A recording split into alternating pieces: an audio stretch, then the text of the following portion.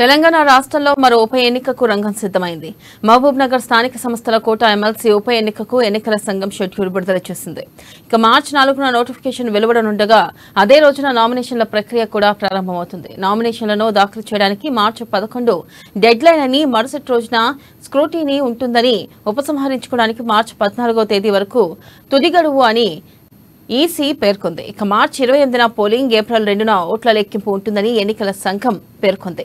ఉమ్మడి పాలమూరు జిల్లాకు చెందిన కసిరెడ్డి నారాయణ రెడ్డి ఇటీవల జరిగిన అసెంబ్లీ ఎన్నికల్లో కల్వకుర్తి నుంచి ఎమ్మెల్యేగా గెలుపొందడంతో ఎమ్మెల్సీ పదవికి రాజీనామా చేశారు. ఇక దీంతో ఖాళీ అయిన ఈ ఎమ్మెల్సీ స్థానానికి ఉప ఎన్నిక జరగనుంది.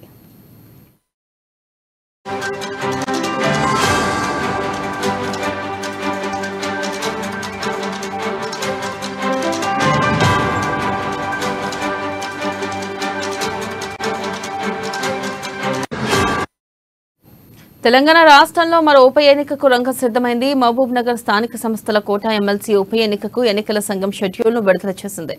మార్చి 4న నోటిఫికేషన్ వెలువడనుండగా అదే రోజున నామినేషన్ల ప్రక్రియ కూడా ప్రారంభమవుతుంది.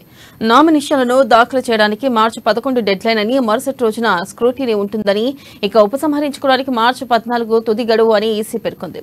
మార్చి 28న పోలింగ్, ఏప్రిల్ 2న ఓట్ల లెక్కింపు ఉంటుందని ఎన్నికల సంఘం పేర్కొంది.